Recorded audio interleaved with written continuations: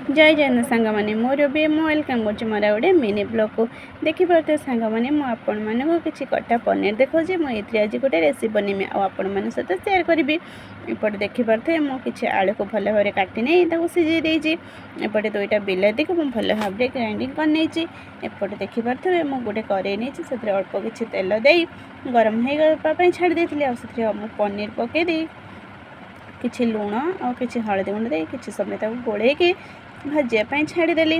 एपटे देखी पारे मो प्रेसर में बुट डाली सीझेक बसी देती मो मसला रेडी कर दीजिए अदा छेचा गोटा जीरा लुण लंका गुंड हलदी गुंड सिक्रेट मसला आ तेजपत्र ता सहित गोटा लंका आ गरम मसला। एपटे देखी पारे पनीर टी भाजी हो सारा एवं तक आम बाहर करने देखी पार्टी सांग मैंने के सुंदर लाल लाल भाजी हो जाए। बर्तमान आम सेम कड़े किसी मु तेल नहीं जाइए मुझे अल्प तेल यूज करने आपण हिसाब से तेल दे पारे से तेल गरम है अल्प किसी चीनी देती जहाँकि मु कलर हाँपाई चीनी को ब्राउन कलर हाँपाई छाड़दे। एवं देखिए चीनी ब्राउन कलर हो सारे मुझे सुखिला लंका और तेजपत्र देदेली ता सहित गोटा जीरा और छेची रखी अदा को दे भल भाव भाजी नेली ग्राइंडिंग कर रखी बिलाती को दे भल भाव पानी छाड़िया पर्यंत कषि नेबा।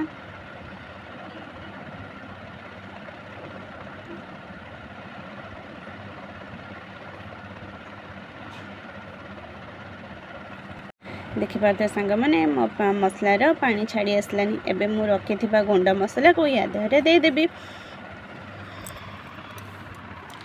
आपण मान सबको तो देखी कोटा माने गुंड मसला कौन कौन नहीं लंका गुंड हलदी गुंड लुण स्वाद अनुसार लुण आ माने घरे तैयारी मसला देखी पारे मुझे गुंड मसला सब दे भल भाव कषि नेबा। ये देखी पारे मु गरम मसलाटा देनी गरम मसला मु पछरे देवी मसलाटा देखी पारे भल भाव लाल लाल कषि सारानी जो सीझे रखी आलू को देदेवी आलू को किसी समय एपट सेपट कषिला मुझे सीझे रखी बुट डाली को दे बुट डाली और आलू को भल भाव किसी समय कषि नेबी।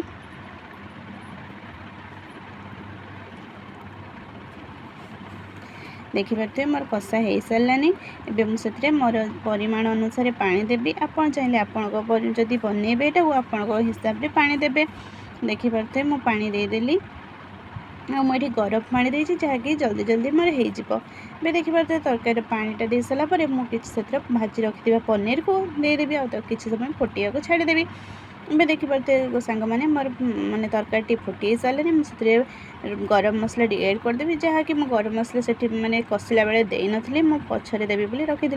एवं देखी पारे सांग मैंने मो तरकारी रेडी हो सारी केमती देखा पनीर आलू बुटडाली तरकारी निहाती कमेंट माध्यम जड़े आपण मानक भल लगे लाइक कमेंट शेयर निहाती करेंगे आपड़ निजे घरे ट्राए करूँ बनातु खातु समस्त खुआतु खुशी रुहतु। जय जगन्नाथ।